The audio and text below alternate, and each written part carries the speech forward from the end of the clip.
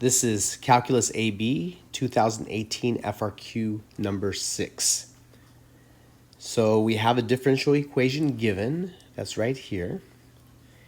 They give us the slope field here, and we want the solution curve that passes the point 0, 2. So 0, 2 is right there. So all these little dashes are parallel to our actual curve. So when I draw my curve, it needs to be parallel to every little dash. So that's just going to be a straight line across.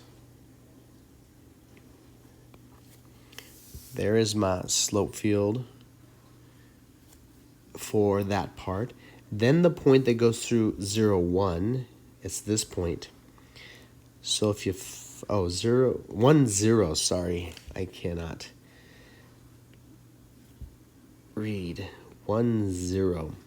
So as I draw this, you'll see that I'm following and drawing parallel to those little dashes. And then going the other way, as I go through, it's got to be parallel to all the little dashes around it. So just kind of follow, and it kind of just takes you on a journey. Bam. That's it. That's worth 2 points on this year's particular test. Part B, let me cover this stuff up.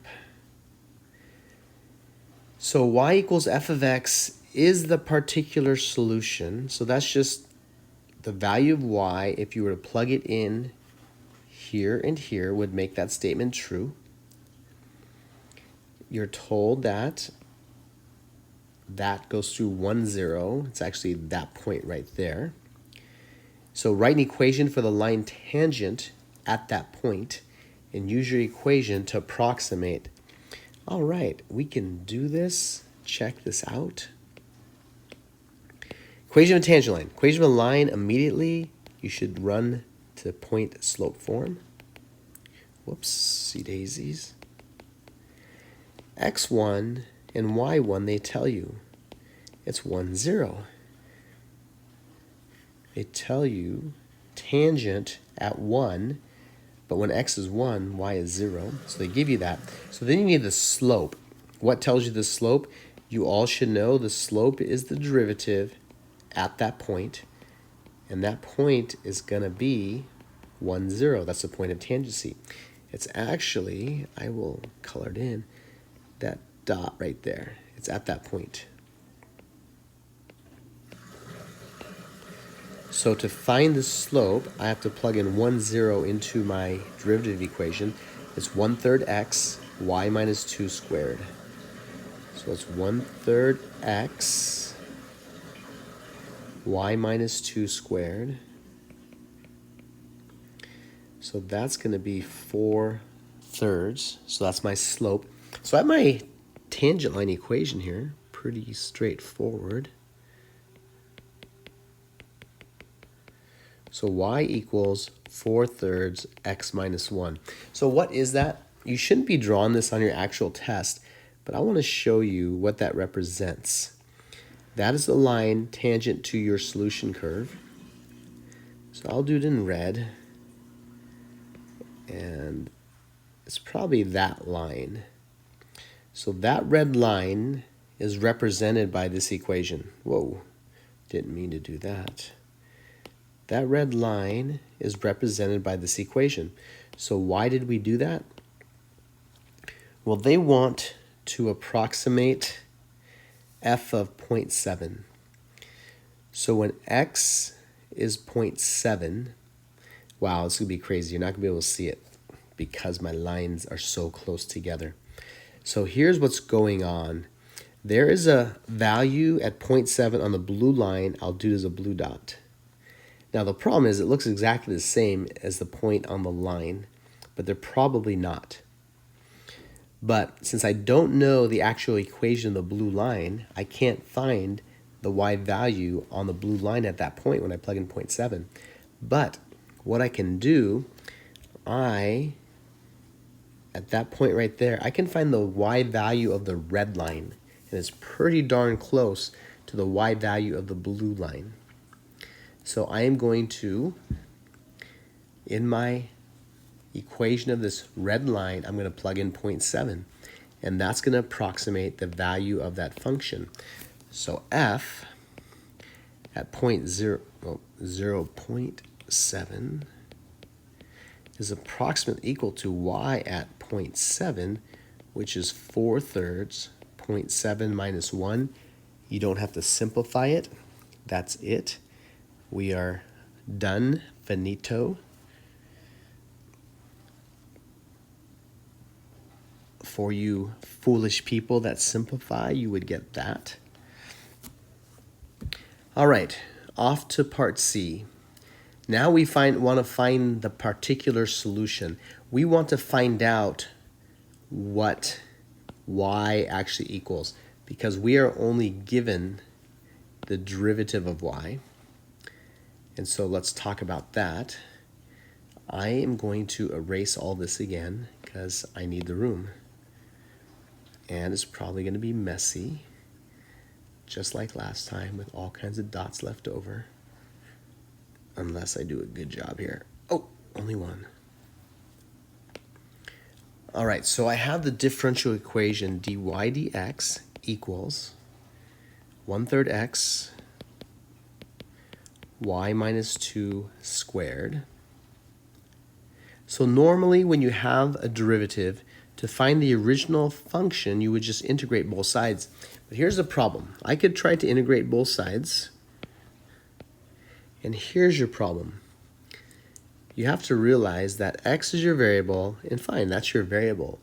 But that, you have to realize, is a function. Y is a function. So you're not going to be able to integrate the right side. So we have to do something called separation of variables. So what we're going to do, let me back up a few steps here. We're going to get everything with a y on the left side and the things with the x on the right side. So I'm going to divide both sides by y minus 2 squared. And then on the right side, I'm going to move the dx over there. And now I'm going to integrate this. So a couple things are going on. The right side is really simple. The left side's a little trickier. It's actually going to be a u substitution. It's not ln of y minus 2 squared. Don't do that. It's got to be a u sub. So we're going to make u y minus 2. Du will be dy. Now, here is what's going to happen. That du is going to replace dy. And that u is going to replace y minus 2. And this quite simply becomes, let me put a box around that bottom. Okay. So that dy becomes du, and the bottom becomes u squared. And the right side, the antiderivative of x will be x squared over 2 plus c. The left side, you can't take the antiderivative of that, so you rewrite it. You move that u to the top.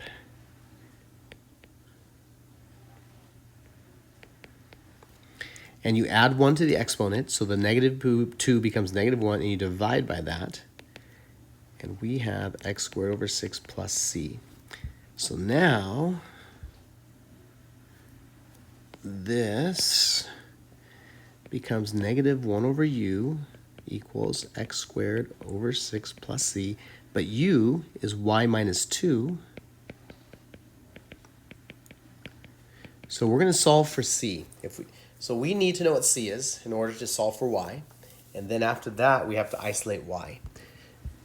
So we're going to use our initial condition that they give us, 1, 0, on some side work. And we're going to plug that in to the equation we just found. Negative 1, 0 minus 2, 1 squared over 6 plus c. So this will give us 1/2 equals 1/6 plus c. Subtract 1/6 from both sides. Common denominator is going to be 6, so it's going to be 3/6 minus 1/6 equals c. C is going to come out to be 2/6 or 1/3. So we're going to place this in for C.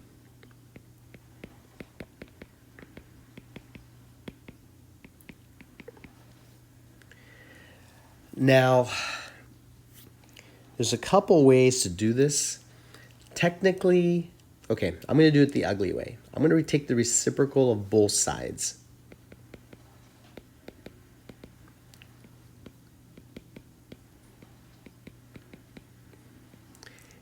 And then multiply both sides by -1.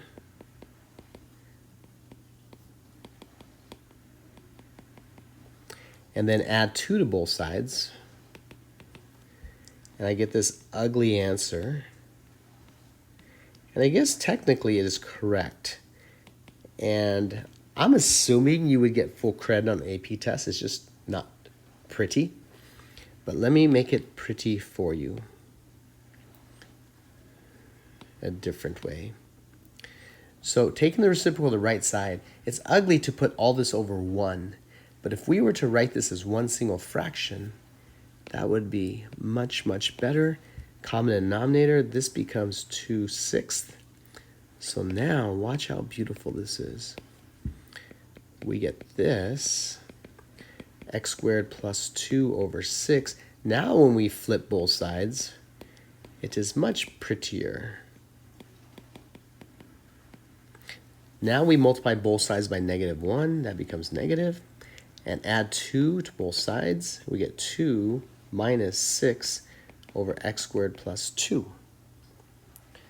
That is the answer.